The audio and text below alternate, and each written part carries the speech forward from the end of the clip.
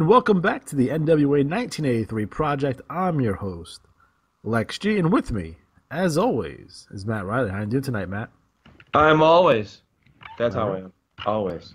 So in tonight's episode, it will be another cornucopia of pro wrestling action, the best from around the NWA as we prepare for our next big show. It will be live from Orlando, Florida. This event will be called Kingdom Come. Now, for any of you comic book nerds out there, hip-hop nerds out there, the term Kingdom Come has various meanings for a lot of different people. Now, if you read the DC Comics graphic novel, you know that it was a story about how you had these new, young, and up-and-coming superheroes that were bending, perhaps breaking the rules, and the older superheroes had to come back and show the young bucks how to do it correctly. There's also the name of a very good Jay-Z album with the same kind of concept. But for this show, Kingdom Come means a lot of different things. Orlando being the Magic Kingdom, you have Disney World down there. There's a relevance towards that. And in the main event, we have Dusty Rhodes defending his kingdom of Florida against the devil himself, Kevin Sullivan. Uh-oh. Are we making Dusty Rhodes to be Wrestling Jesus? Maybe. Possibly. We're not going to go right out and say it, but once you guys see the result of this match, and then we'll talk about it on the next show. But on this episode, we're going to talk about our Post Wrestlemania hopes and dreams for the Raw after WrestleMania, which over the last couple of years has been a big deal. But first, as some of you may know, I've been watching a lot of WWF 1983, the expansion era, and trying to get an overall understanding of how they were able to expand nationally and then globally to apply those lessons learned to what we're doing here in the NWA project. Now, the NWA 1983 project essentially is, what if the NWA consolidated and spread its tentacles nationally, and what that would look like essentially. Now, I would be running a promotion out of Los Angeles due to the fact that by 1983, LA is a dead territory. The labels are non-existent in that area in terms of wrestling, instead of running shows. And I think that's prime real estate for any person that wants to build an NWA territory. We'll revive Los Angeles and then go from there. But understanding the competition and what Vince is going to do with his WWF expansion plays a role, plays a part.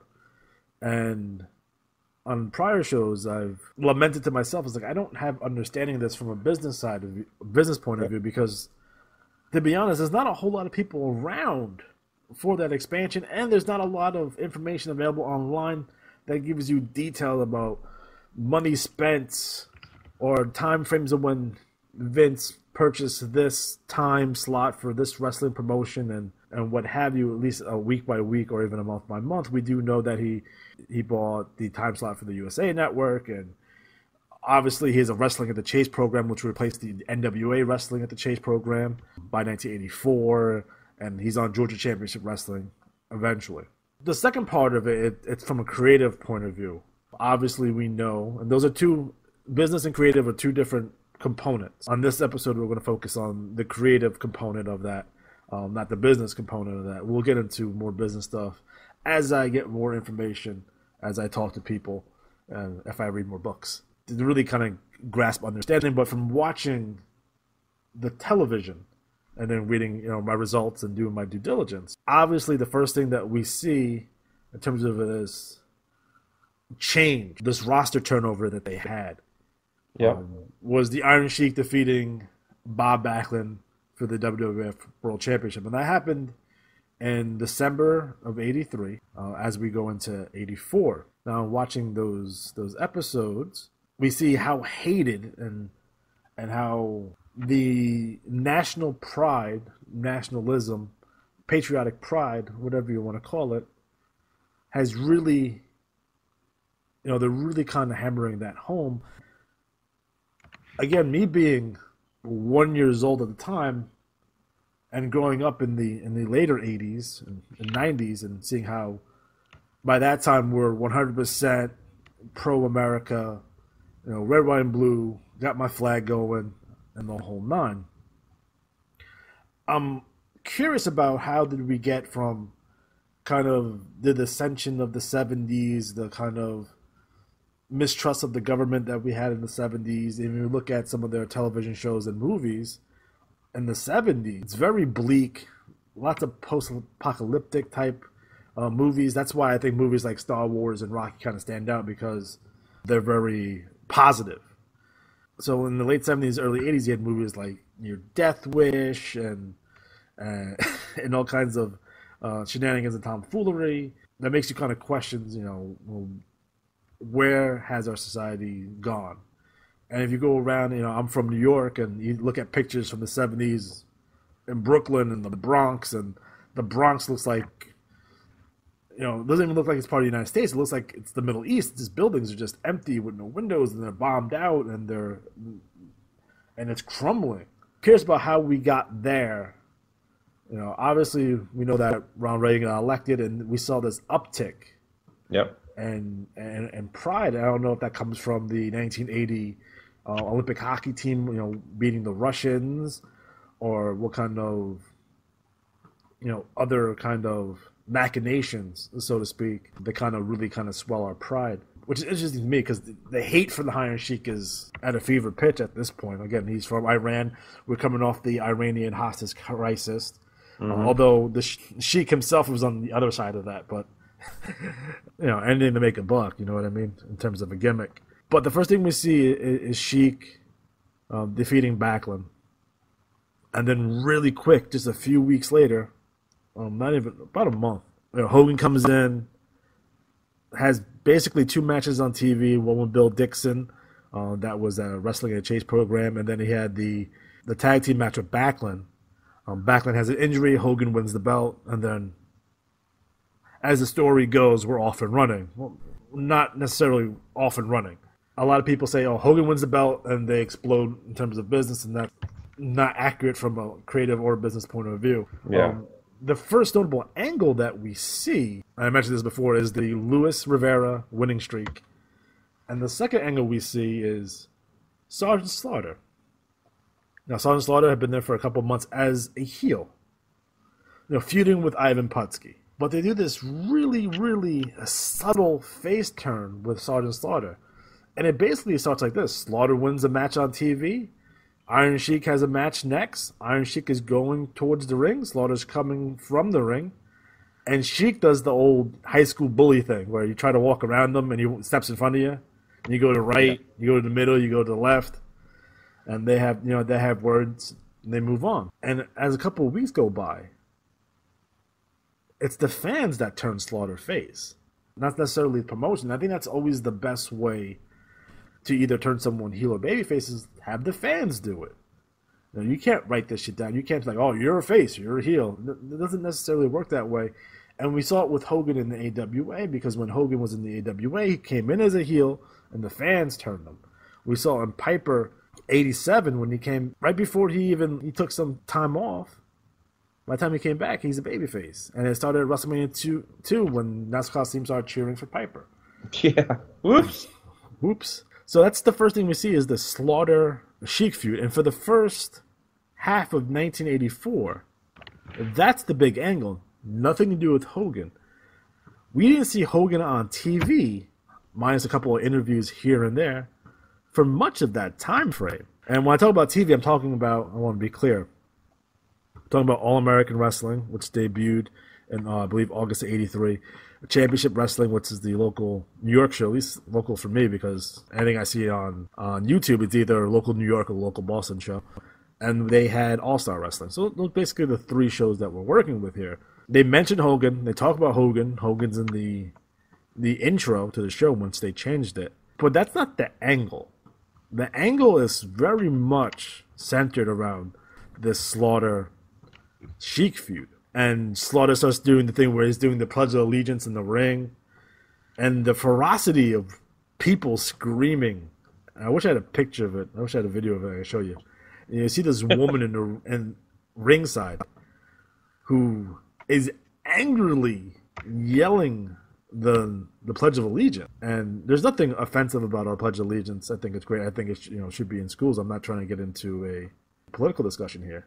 Yeah. But it was the way that she was saying it very angrily, like full of fire. Like full fire. So they kind of captured this growing sense of patriotic pride to their advantage. Slaughter was over like Grover, man. Holy shit. I would argue that he's more over than Hogan at this time frame. Some people might consider him the either number 2 or number 3 babyface in the promotion at the time, although he was missing from early 84. Now, he's there in 83 until December, but we don't see Jimmy Snuka until halfway through, or maybe a quarter way through 84. The announcers had explained his absence at being, he's coming back from an injury, although they never mentioned on television that he was injured. I think he was dealing with some personal issues, probably having to do with a pending investigation that they had at the time. Right. A little bit about him killing somebody. Yeah. Well, but, and I'll say this. In terms of the NWA 1983 project, I'm looking for a person that can compete with Hogan on a national scale. Right. Now, just looking at what we see in terms of Slaughter, he would probably most likely be the guy. Now, this is 1984 Slaughter, not 1991 Slaughter, where he's past his prime and overweight. And I'm not sure how much longevity we would get out of Slaughter. I'll tell you this, and this might be a hot take. If Vince wasn't going national, Slaughter would have been the next WWF champion. Yeah? Because can you see a scenario? Say they couldn't get Hogan. Hogan's like, hey, listen, guys, I'm going to go back and forth to Japan. I'm going to work part-time. I'm going to try to do more movies. I can see a scenario where it's Slaughter defeating Sheik, and then they're just bringing guys in for Slaughter to beat in terms of, foreign villains. So you have your Tiger Chung-Lees, your Nikolai Volkov, Ivan Koloff, whoever you're going to bring in there for Slaughter to beat. And Vince would have been all over that. He's a proud patriot himself, all-American boy, that kind of thing. Right. He would have ate that up. Now, obviously, Slaughter had left maybe 3/4 of the way in late 84, possibly early 85, when he got to deal with G.I. Joe. Now, he's hosting the G.I. Joe cartoon. He's doing the intros and outros for the G.I. Joe cartoon. And he has an action figure of himself made. And he's promoting a voice for the show. And Vince wanted a piece of that money.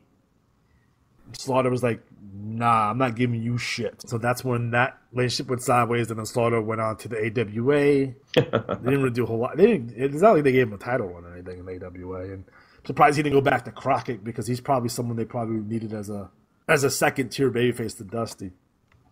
Plus, that's still during the time that he could work. So the first part of 84, it's very much Sheik and Slaughter. The second half of 84 is what, do you think? What big angle they're running the late 84? So Hogan's still not involved in angle, unless you're going to count doing goofy shit with Mass Superstar or John Studd, George Animal Steel. Hogan's not over. So what they're doing is they're establishing Hogan this entire year.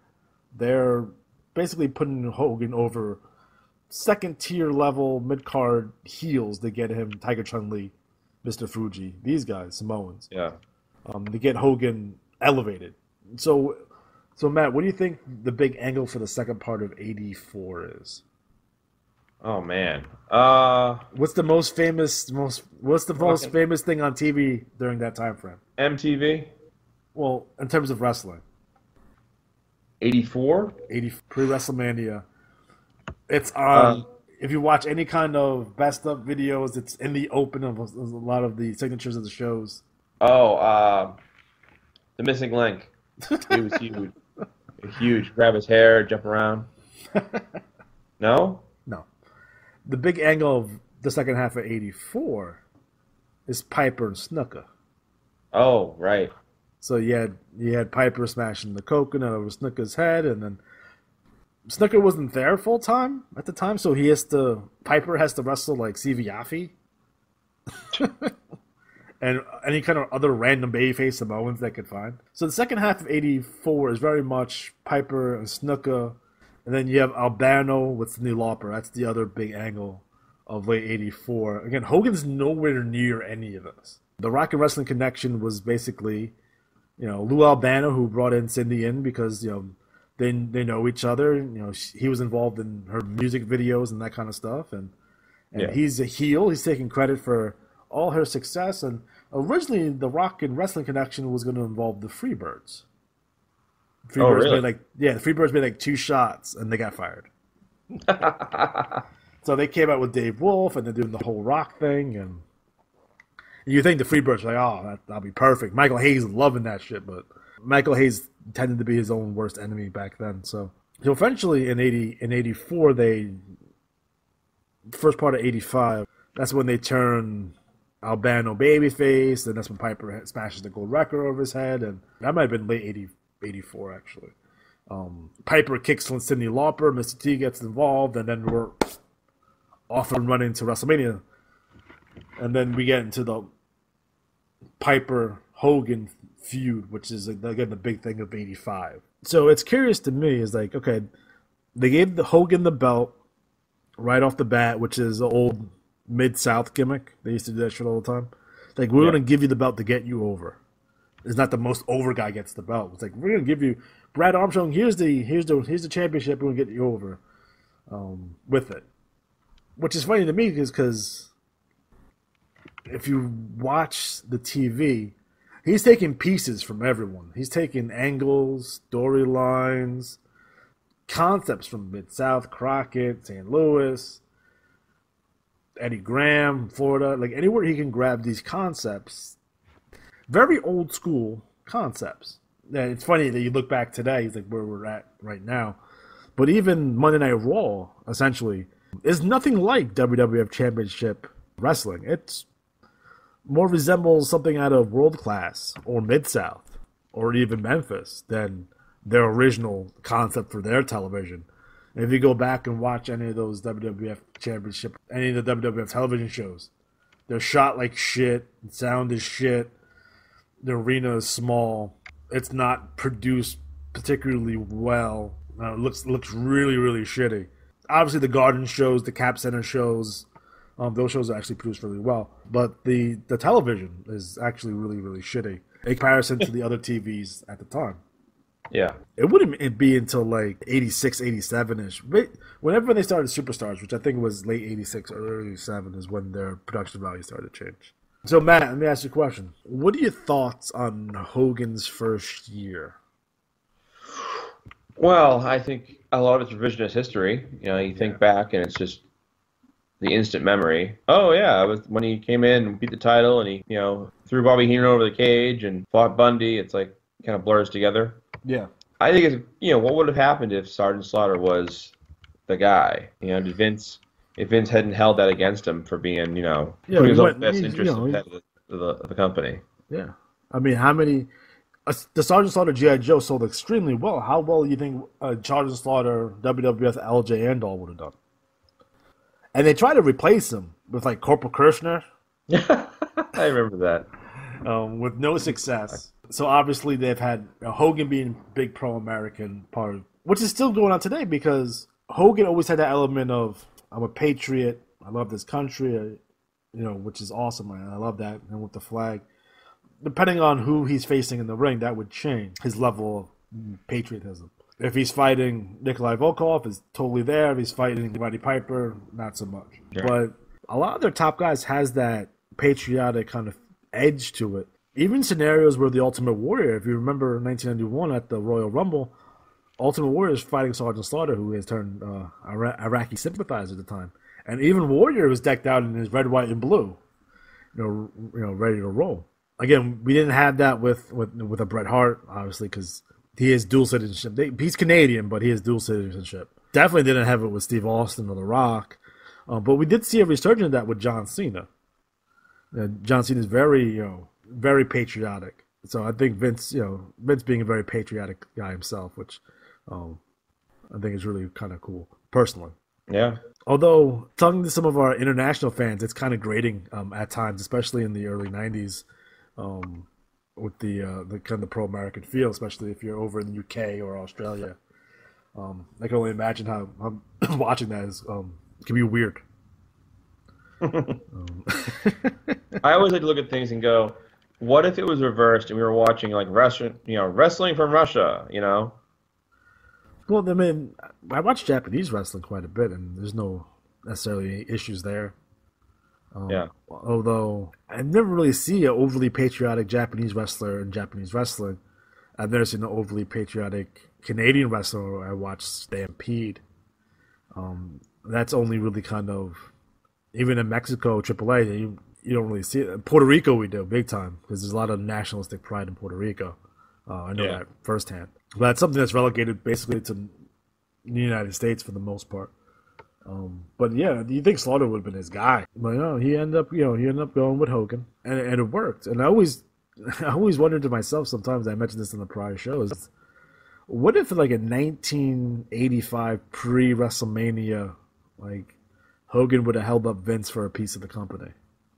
Yeah, because that was a big thing. Like they all did it. Normally, and back in the day, usually the territory's biggest star was a part owner. You know, like Flair, Harley Race, and these guys. That's how Fritz von Erich got power. That's how Bill Watts got power. They got pizza company and eventually Jerry Jarrett. People forget that Jerry Jarrett was a wrestler, by the way. I don't know why people forget that. He was. Jerry Lawler owned half of Memphis or a quarter of Memphis or whatever it was. So I'm curious about why Hogan then maybe he knew that Vince would just fire him, not give a shit, or he maybe say, "Oh, I can make 10 Hulk Hogans. I don't give a shit." But they never really could they? Austin at his prime, was he as big as Hogan comparatively? I don't know. I don't think so. Like my mom knows who Hulk Hogan is. She has no idea who Steve Austin is. But my mom knows who The Rock is, so I don't know. But I think The Rock is known more for his movies than his wrestling, right? Right. Like, if anyone watched Hulk Hogan's movies, he's not known for those. Dookie! Although Thunder in Paradise is an underrated show. It was like a boat. It was like Knight Rider with a boat. I don't think the boat talked. Did anyone ever see the episode of Baywatch where they had WCW wrestlers on it? No. I feel like I'm the only person in the world that's ever seen that. That really happened? Yeah. So again, I when I go back and look at the death of the territories, which is the year 1983, territories dying. Like I said before, Detroit is done. Los Angeles is done. San Francisco is done. St. Louis would be done by the end of the year. Kansas City would hold out for a little bit longer, but they'll be done soon. Florida, done in terms of Eddie Graham. Eventually that was sold to Crockett, but done. World Class would merge with Memphis, USWA, so that's done. And the reason I'm making that point is that you see how good 80, 81, 82, 83, and these guys are doing big business, and they all went out. And there's various, there's a lot of different reasons for that. A lot of people will say, oh, just Vince brought the TV time, so all the talent, they're done. But I'm pretty sure they've all been done anyway. I think they all would have went out of business anyway. I think if it wasn't Vince going national, it would have had to be someone else. Would it be Vern at the AWA or Crockett or, enterprising third party? Someone was going to have to go national just because the way cable television works. You would have to tour nationally, much like the Harlem Globetrotters. They literally trot the globe, hence the name Globetrotters. Or any kind of big event would be the Barnum and Bailey Circus, which I think is done. I think they're done. Yeah, they've been closing shop. Yeah, and whatever big rock concert would be, the Victory Tour with the Jackson, which I just recently saw, which is not a bad concert. So I think maybe the WWF and Vince McMahon gets vilified unfairly for that, but it's really weird to see something at its creative peak fall apart in terms of business. Now, obviously, when we watched WCW crumble into dust, there was a creative and a business component of it. It came down to TNT doesn't want WCW on the television anymore. But if anyone watched WCW 2000, it is the shittiest shit I've ever seen in my entire life. Like, there's bad wrestling. There's bad wrestling that is so bad that it's good, but there's just bad wrestling. WCW 2000 being one of them. XPW being another one. Like, those were just like, ugh. It's completely terrible. Oh, Also XPW. bad. Like, people say, oh, wrestling is shitty. No, I was like, nah, buddy. Nah, buddy. It's actually pretty good now. Like, go back and watch WCW 2000. Go back and watch WWF 1995. Like, go back and watch them. They're available. You can find out. And it's the wrestling today where some of it may not be my cup of tea. I like the way they're doing angles, and a lot of it's kind of hokey and cheesy. The in-ring action is really good. Some people might complain there's not enough selling, but the business has changed. Right. The business has changed. Like, I know a lot of people, it's the way of the world. I don't understand.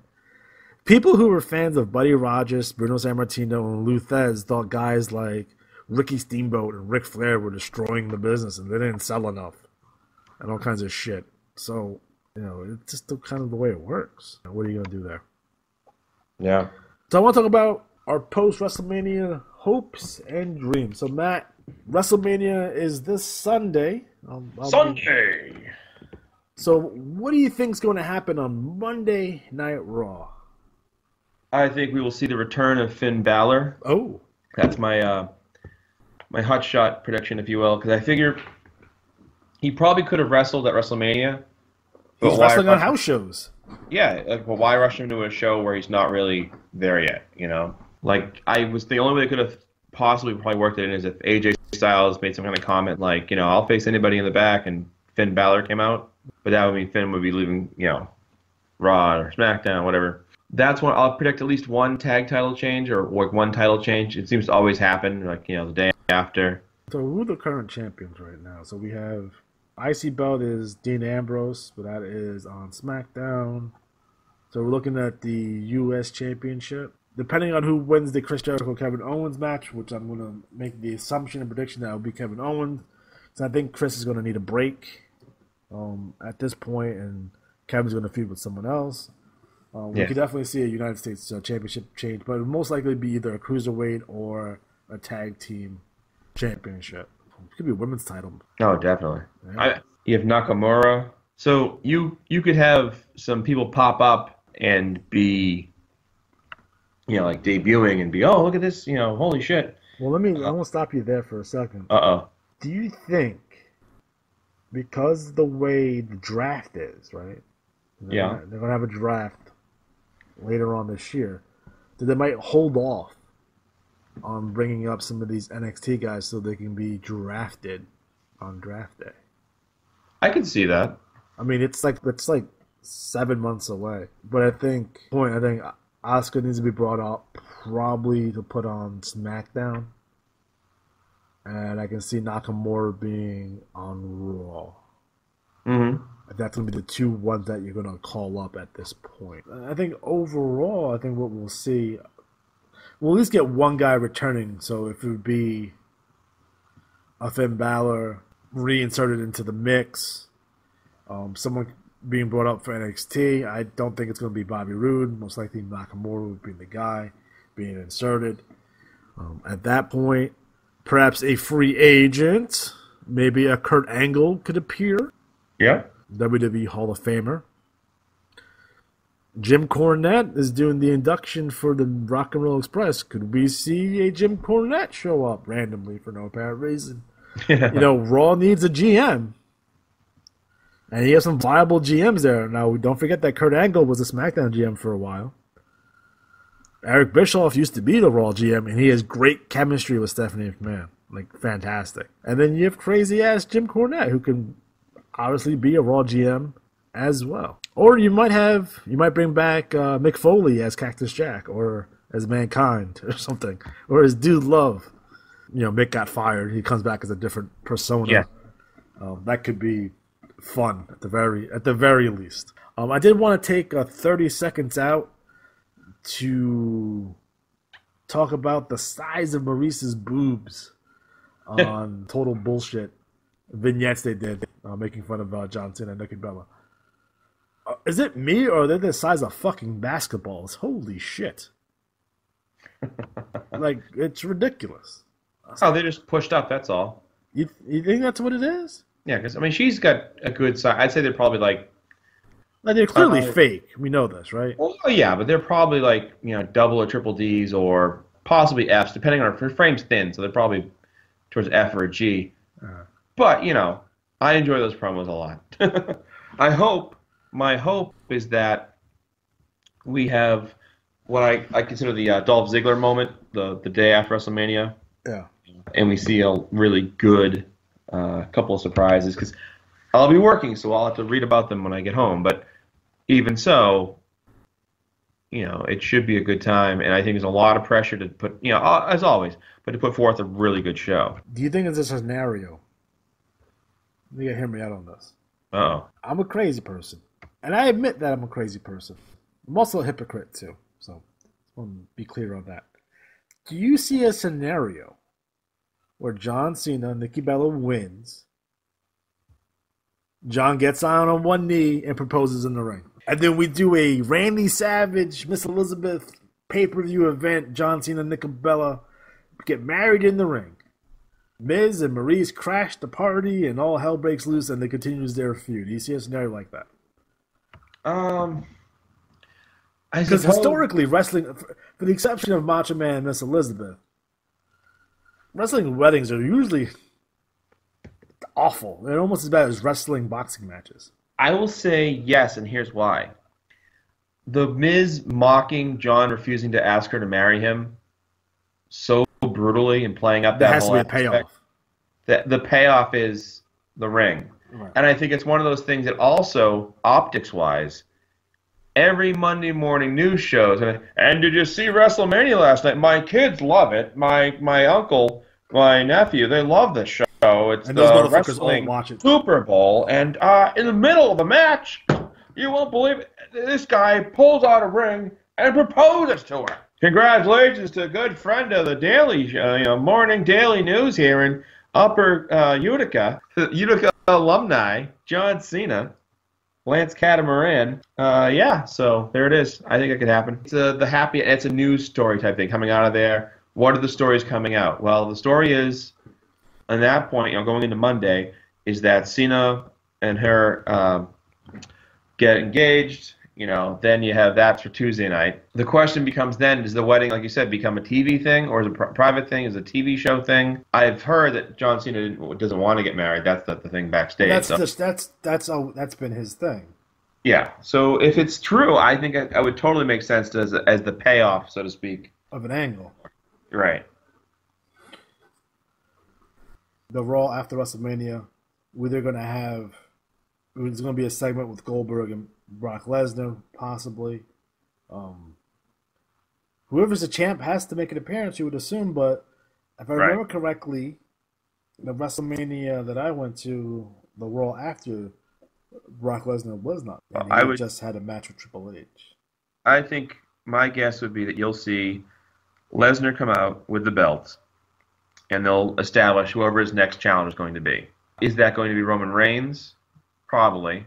Because I'm sure Roman Reigns, after his victory over Undertaker, although one you say that with so much disgust in your voice. Well, here's the thing. I heard a good on the Masked Man podcast, and I agree with this theory. They said that what if he loses to him, meaning Reigns loses, and then takes the mic and calls him over and says, you know what, this is your ring, this is your yard, so to speak, like a show of respect. Because probably one of the few ways you could get him over with a face push at all. Because I think just having him go out there and beat him, it could be one thing if the streak was still alive, but it's not. So you can have him take another loss. I can't stand Roman Reigns in the push side of it. I mean, I like him as a performer. He's fine. He's in a tough spot. But if I was him, I'd be in the back room lobbying, let me turn full heel. Let me go. He has so much. It's like you're sitting in a powder keg of promos you can cut against the fans. It'd be beautiful.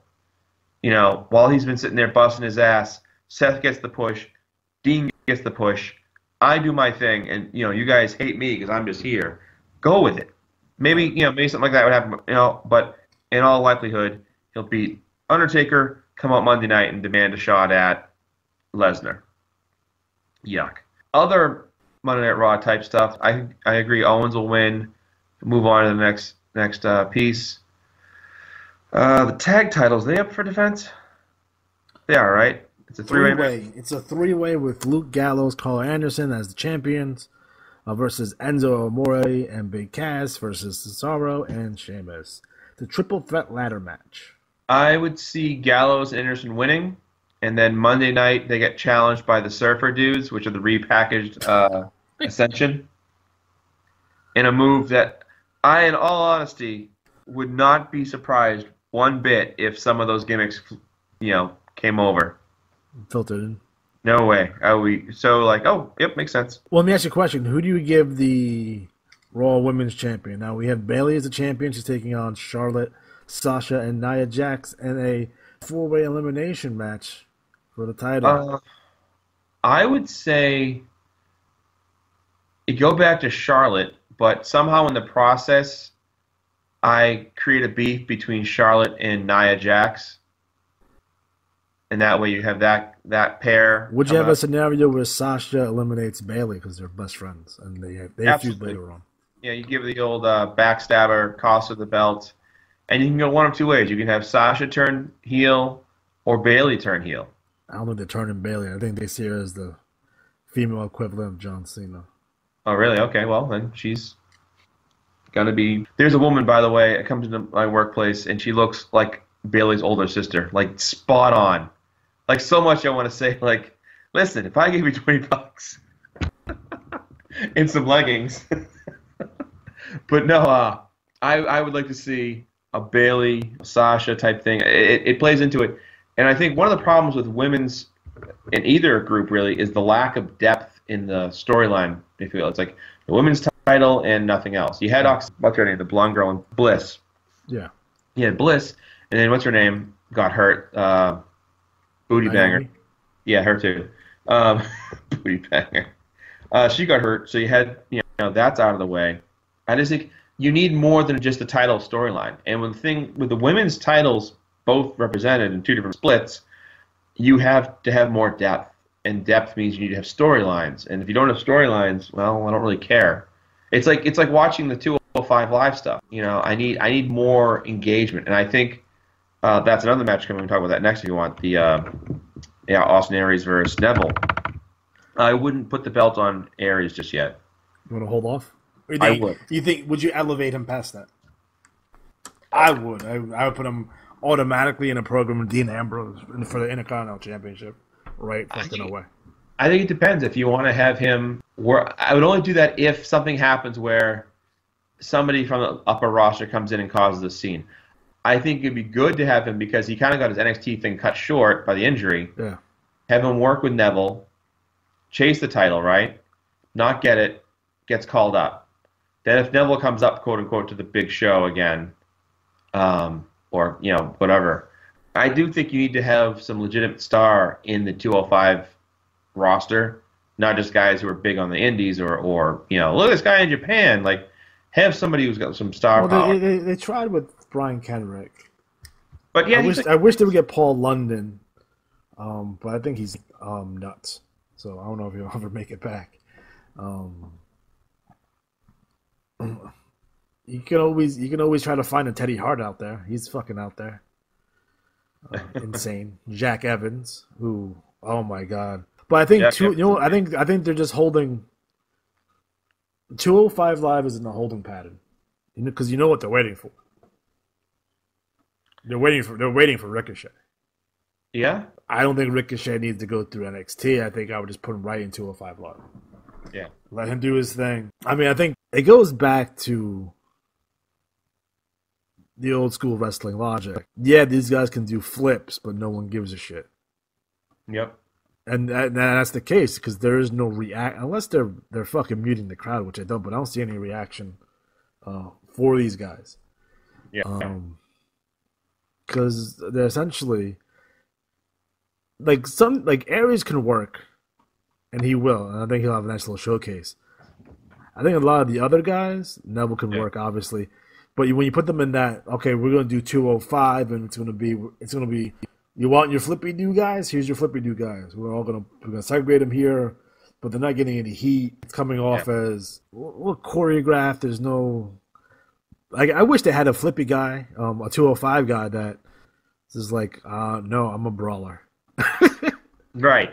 Change it up. You know what I mean? Like, why can't we just have a? And I think they have one. Although I'll be honest, I haven't really watched that show. I probably should watch a little more often. Where like, oh, I'm not a guy who does flips. I'm just going to punch people in the face. And you have some cute, like Jack Gallagher. That gimmick is cute, but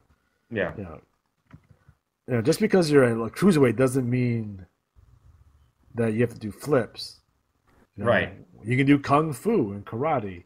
Like you can be like if they got their shit together and they were able to sign like a Davey Richards or an Eddie Edwards. I know they're hot for both Adam Cole and Kyle O'Reilly. Those guys don't do flips like some of these other guys do. But I think I really like Kyle O'Reilly. I really like Adam Cole, but I love Davey Richards. And I wish they could figure out a way to sign him. They made one shot. American Wolves made one shot for NXT, and I don't know what happened. But I would try to re-sign them. Take them away from Impact Wrestling. Speaking of Impact Wrestling, we can go back, but I just recently watched the tag title switch. They put the belts on LAX. Yeah. I'm looking in the crowd, and the Trump Make America Great Again, like the red hats. Yeah. You know what those? Okay. I want to say that they have the Make Impact Great Again hats. And I think they're giving out to the crowd because every one of them was wearing the blue Impact shirt. Political stances aside, it doesn't matter to me where your stance is on this. But I think that's something that we're going to look back in 10 years and be like, that's fucking dated. That slogan, Make Impact Great Again, reminds me of like, where's the beef? Right. You know what I mean? And when you watch WrestleMania 2, that fucking shit sticks out like a fucking sore thumb. Like it fucking avoid the Noid. Yeah, like that kind of shit, right? So if you want to make Impact great again, how about just making Impact great? I think that's actually the slogan. Don't even go great. Like avoid that altogether. The terminology, the connection, just do your own thing. Like, because again, what it implies is that if you make it great, it wasn't great to begin with. Well, that's why a lot of people are getting pissed. A lot of people who are sticking around. They're like, I worked like EC3. I worked my fucking ass off for the past fucking 2 years. You see, my shit was shitty. Right. Yeah, I mean, so it's a bad implication there.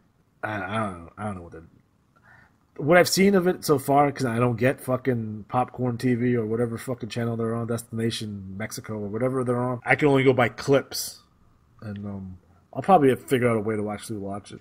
It would be by various nefarious means of actually watching that show. Well, I will tell you, if you check out ProWrestlingTorch.com, they do have show recaps. Okay. Which I've started reading because I don't like to read. I'm a reader, so. But I'm a watcher. I need to watch.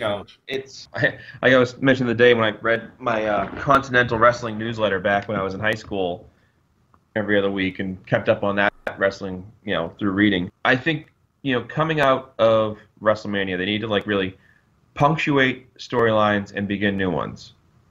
And for me, pay-per-view should always be the end of a storyline or the launch of a new one, relatively. I think the problem you have is that you've got to go for your most eyes on the prize. Right. So who do you have the most eyes on? Usually it's Raw. More people watch Raw than WrestleMania. But WrestleMania is a big event. You get a lot of casual fans. And I think they should do more of is you launch the hook at the pay-per-view. So your casual fan watching WrestleMania should see something like Kurt Angle come out with the American Alphas and they beat the shit out of somebody. Or, some guy shows up and screws with Austin Aries. And what the hell's that about, And that way you have three different draws to the show. So maybe one of the draws is, okay, Brock Lesnar's they're gonna introduce Brock Lesnar's new #1 contender at the end of Raw. Okay, that's a draw. 2, on SmackDown, we're gonna have a special announcement from John Cena regarding his future. And that's gonna be the proposal there, or maybe you do it at the ring. I think you do it at WrestleMania myself, but I think that's a WrestleMania moment for this year because I think that if they end up putting that Brock Goldberg match last, it's going to be fucking. Yeah, you know, I think if it's me, I think you end with the Undertaker because that's just the respect for the man. But I saw one poll and it was like, what are you going to do? You're going to boo Goldberg, boo Lesnar, enjoy the match. Like the top two choices were just one was enjoy the match as an event, and the other top choice that really got a lot of votes was boo the shit out of Goldberg the whole time. I think this Goldberg thing is they've been careful to keep him off TV because if you notice, the crowds are starting to turn on him. Yeah. They just don't give a shit. You know, like, dude, you sucked years ago. I've never been a Goldberg. That didn't help at all. But so I would say Monday night going in on Raw, you should have a new challenger for Lesnar. Should be somebody either new, fresh, or a redetermined, you know? Tag titles have a new challenger for them, if it's the Hawaiian Surfers or not. Although I would honestly, if they said they're doing a one-shot, one night only of the Southpaw Regional Wrestling. I'm all for that. They should do it. I would watch pay-per-view. I want to see Lethal Leap Year. And do it on like January 28th or just April 28th. That'd be hysterical. just do it like randomly out of the blue. I do think they should do something fun for New Year's Day. I'm awake. Well, why don't they just tape it for like Christmas? You know what I mean? Like give the guys have it in the can, and fucking give them a fucking SmackDown off. Yeah. I'm a big believer in like they should give the guys some time off and like Raw is going to be on Christmas this year. Is it really? Yeah. Oh boy. So Christmas is on a Monday. Fucking tape Southpaw. That would make it a Christmas tradition. That'd be awesome. Now, if they started that show up as a gag and just like Christmas Eve, we're like, welcome back, because it was fun. I follow Rip Rogers on Twitter, and he talks a lot about Christmas shows being the big tradition. That is, that and Thanksgiving. Especially in the South. So that'd be hysterical to have Southpaw Wrestling and be like, just out of the blue, just announce one like in August or like whatever, be like, this Christmas, following our Lethal Leap Year success, we're going to follow it up with Thanksgiving Thunder. Yeah, right, whatever it is, and then just keep plugging it. Like I said, tape the matches, wherever you want to do it. It'd be hysterical. The crowd would be fucking, I mean, you can find either a small fucking venue or just do it fucking Full Sail. Yep. And just use, I bet you they have fucking old cameras fucking laying around somewhere in the warehouse. They probably still have their cameras from '83. You know what I mean? Just give it that feel. Put Vince on commentary. You forget. People forget how much he's fucking on TV. People bitch about like Stephanie being on TV. Vince is on TV every fucking week for fucking like 13 years, like probably more. I don't know when he started, but I see him on TV in 78, 79 through 1997. Yeah. He's underrated as an announcer. Ooh, I said it. He's not good by any stretch of the imagination, but he's not bad. He's not like David Crockett level of bad. Or fucking David Otunga or Mike Adamle. Is David Otunga the worst guy on fucking commentary in the history of wrestling? Nah, he's close. Like, who's worse than David Otunga? Davy Crockett. But we all have a soft spot in our hearts for David Crockett, right? Do we? I do. Like, who's worse than him? Let's see. What's your man? Who's the person you hate the most in commentary? Well, I will say I never liked Booker T because he would just goof shit up left and right. I don't like JBL. No. He's trying to be like a cowboy Jesse Ventura, and he shouldn't. No, he needs to pick a fucking side. His shit is the problem with his shit is he goes from like being a dastardly heel to look at that little wolf guy running around with a hood on his head. He's hysterical. Like, dude, just no. Stick to the character. And I find him so awful. And he tries to be cute and plug things where it's like, dude, just shut up. I was never a big fan of his. I thought he was totally overrated. I'd bring back Shivani and fucking Ventura and let them fucking commentate fucking SmackDown. Oh, Shivani, yeah. But there was one man that you've told me on numerous occasions as an announcer that you hate, other than David Crockett. That I hated? Yeah. No, I'm blanking. World Class Championship Wrestling. Oh, God, what's his face? The Mormon guy. Jesus Christ. I don't know if he's Mormon. He always looked like a Mormon to me. He's a pastor. That's the guy, yeah. David Lawrence? Isn't it Mark Lawrence? Mark Lawrence. Lawrence. He was terrible. Can you do your Mark Lawrence impersonation? Well, fans, let's look over here. Like, dude, shut up. I will say this. He could take any hot match and just kill it with, well, he's really giving it to him. You know, he deserves it. He's going to burn in hell. Mark, what are you talking about? Yeah. He was up there. Although someone told me at work the other day to watch old Lord Alfred Hayes on the Tuesday night show and how awful he was. Well, yeah, he's just... You don't have to even watch WrestleMania 1. Yeah, he said that too. Oh my god, it's fucking... Like, I know you're a wrestler, dude, but fuck. For fuck's sake. I mean, there's been other guys... Like, Superstar Billy Graham gets heat from time to time, but I don't think he's as bad. He's bad on pay-per-view, but he's not bad on TV. Roddy Piper, again, he's good on TV, bad on pay-per-view. Angelo Mosca. The other guy who did the Spectrum shows. Not there's this match, and I don't know if anyone else has it. I have it. It's Hogan versus Andre from the Spectrum, like 1980, and they're just laughing. Like they're not they just stopped calling the match. Dick Graham was the play-by-play. Whoever the fuck was doing fucking color with him was the shittiest person I've ever saw in my entire life. Heard. The shittiest person I ever heard in my entire life. Like, Dick Graham was pretty good. For fuck's sake. Yeah, who's a good bad announcer is the guy from the Caribbean. Hugo Savinovich? Yes. He's terrible, but he's good. It's like, oh man, I always loved Gordon Soley, of course. Well, of course. I mean, Bob Caudle. But I also loved CWA. Lance Russell. He was like the elderly grandfather trying to, you kids cut it out. Like Tommy Rich is driving a piece of steel in Jerry Lawler's face. Now, Tommy, come on, Tommy, knock it off, cut that out.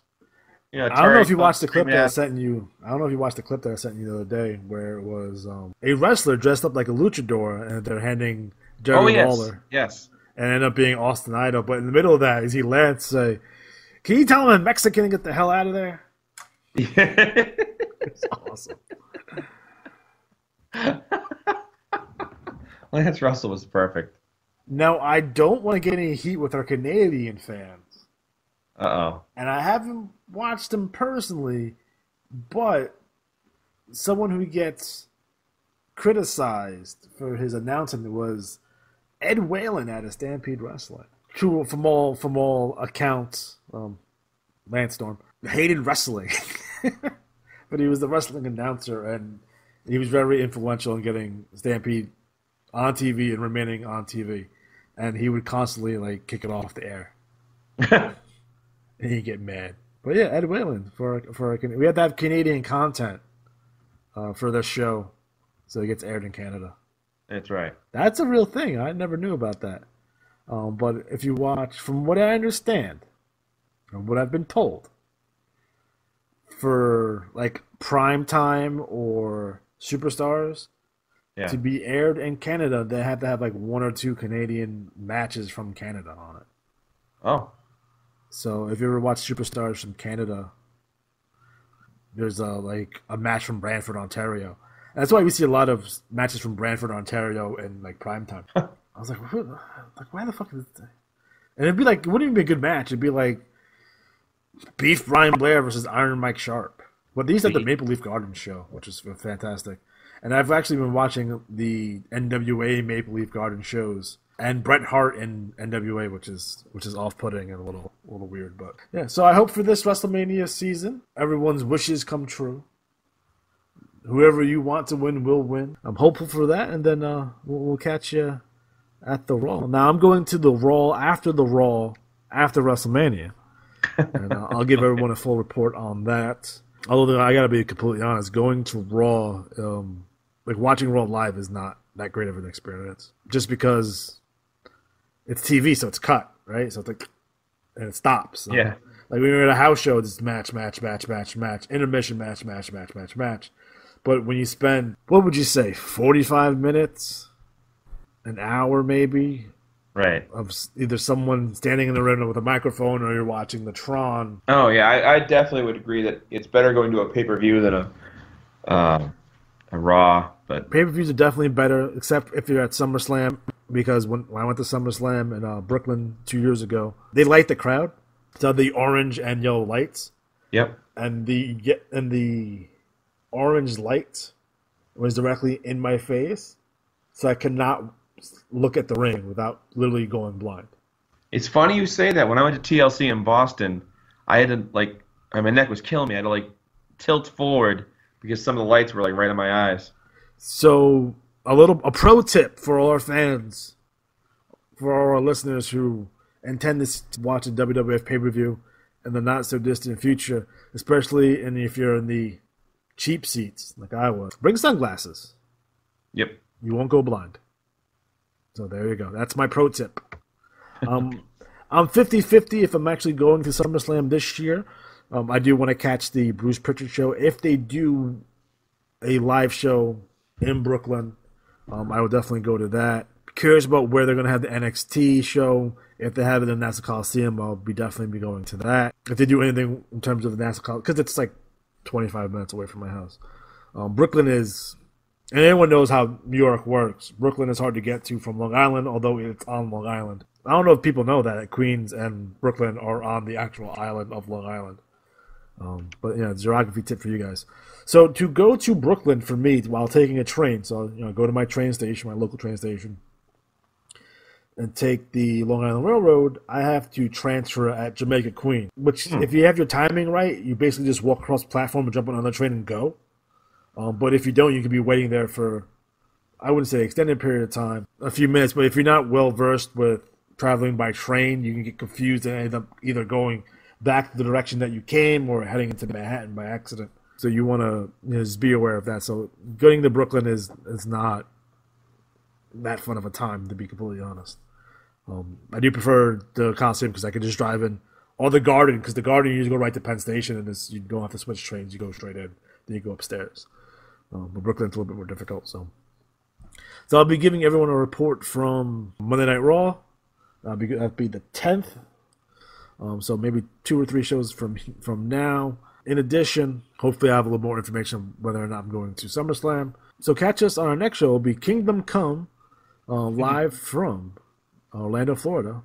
Main event on that show will be Dusty Rhodes taking on the devil himself, Kevin Sullivan. We also have a fantastic Harley Race versus Jack Briscoe. If you guys know the history there, histrionics, in terms of the Race-Briscoe feud, that'd be a good old-timer match to watch.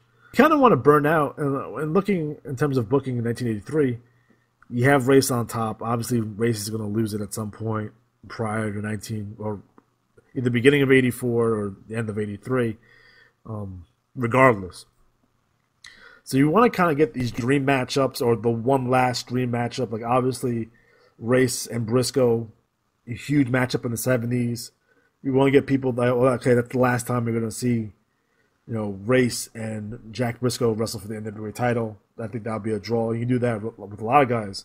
Would it be Funk and Race, both of them, or Wahoo, or Superstar Billy Graham? You kind of want to get through all those matches to get one last, draw some money from that one last time,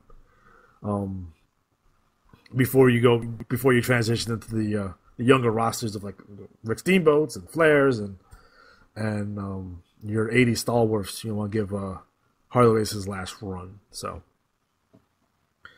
we are officially out of time. So for